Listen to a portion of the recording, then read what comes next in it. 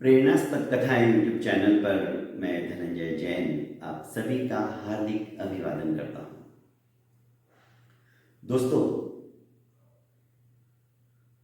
वृद्धावस्था की नजाकतता कह दो या उम्र का वो पड़ाव जिसमें कि अपनों की बहुत ज्यादा जरूरत होती है और जब अपने अपने नहीं होकर उनके सपनों को पूरा करने के लिए दिन रात एक करते हुए हमारे बुजुर्गों की तरफ उपेक्षा भाव रखने लग जाते हैं तो बुढ़ापा और ज्यादा हावी हो जाता है। महेश और सुनीता दोनों गवर्नमेंट जॉब करते थे। 2 बच्चे, एक लड़का और एक लड़की। शहर में ही इतनी अच्छी पढ़ाई नहीं होने के कारण से बड़े शहर में जाकर एक हॉस्टल में रहते थे और अपनी पढ़ाई में अनवरत ध्यान देते थे। दादी बचपन से ही उन बच्चों के साथ में बहुत लगाव रखती थी, पर अब बेटे को कौन समझाए।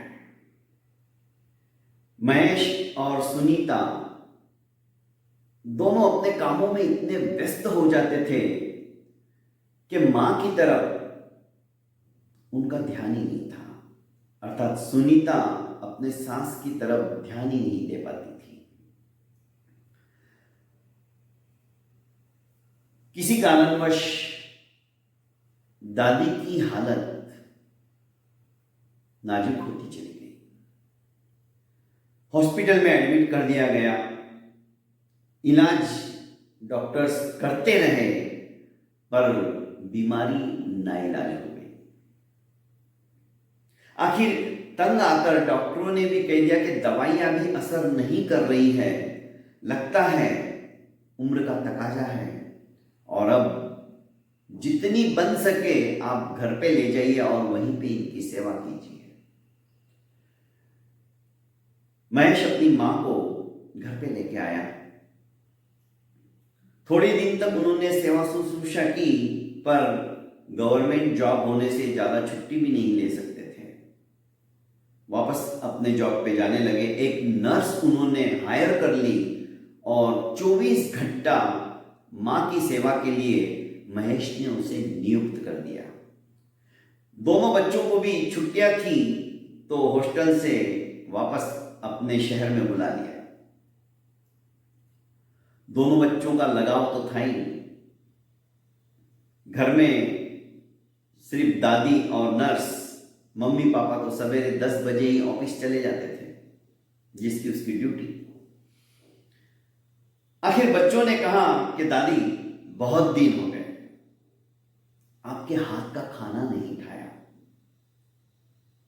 क्या आप अब खाना नहीं खिला पाओगी हमें? अरे कितना टेस्टी लगता था, बाहर हॉस्टल में खा खा के हम परेशान हो गए और मम्मी तो कभी हमें बैठा के खिलाती नहीं। दादी की आंखों में चमक आ गई। वे उठकर बैठने लगी तो नर्स ने उन्हें डांट दिया कि नहीं, आपको मना है, आप उठ नहीं सकती हो। सिर्फ आवश्यक कार्य के लिए ही आप उठोगी और वापस बिस्तर पे लेट जाओगी। क्योंकि दादी को बैक पेन भी बहुत ज्यादा होता था। पर दादी ने उसे डांटते हुए कहा कि नहीं, मुझे उठाओ, मुझे बैठा दो, और तुम कौन होती हो मेरे बच्चों को डांटने वाली? अरे मैं आपकी अच्छी के लिए कह रही हूं और आप बच्चों को डांटने के बजाय आप मुझे ही डांट रहे हो, नर्स ने कहा। पर दादी ने एक नहीं सुनी और धीरे धीरे बिस्तर से उठ बैठी और नर्स को कहा कि तुम मुझे बाथरूम ले चलो, मुझे नहला दो।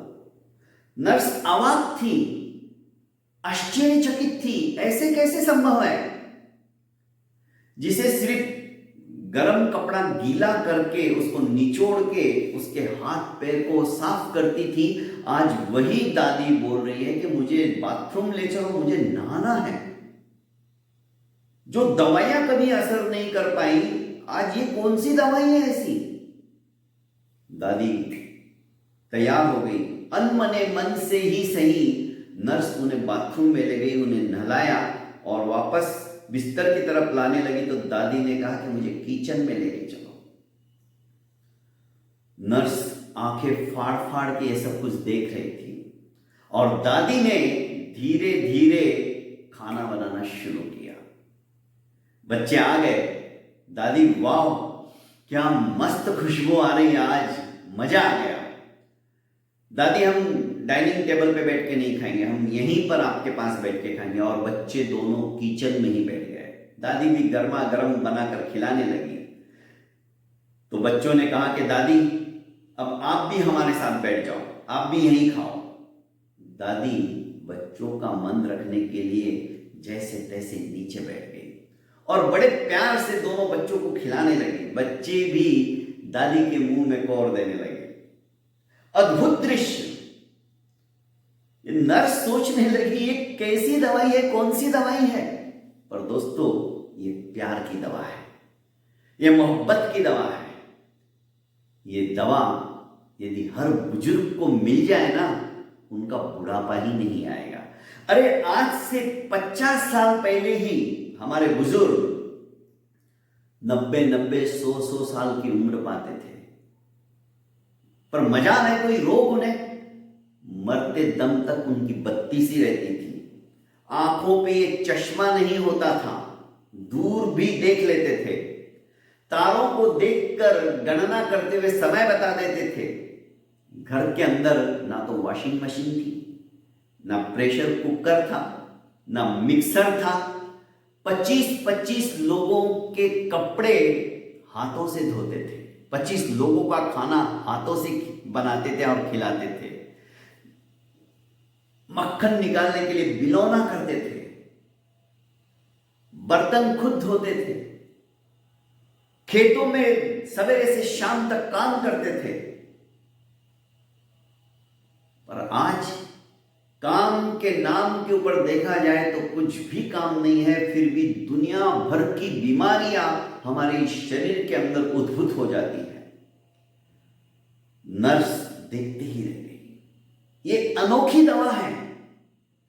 सचमुच में दोस्तों, यदि प्यार हम परिवार के बुजुर्गों के अंदर बांटना शुरू कर दे, उन्हें प्यार से बुलाना शुरू कर दे, उन्हें प्यार देना शुरू कर दे, मैं समझता हूं उन्हें कोई बीमारी छू भी नहीं सकती है। आधी से ज्यादा बीमारियां तो हमारा उपेक्षा भाव जो उनके प्रति होता है, उसी के कारण से उनको शरीर के अंदर उद्भूत हो जाती है, पैदा हो जाती है। बहुत बहुत धन्यवाद दोस्तों। मेरे इस प्रेरणास्पद कथा यूट्यूब चैनल को आपने अभी तक सब्सक्राइब नहीं किया है तो कर लीजिए और ज्यादा से ज्यादा इसे शेयर कीजिए। प्रणाम।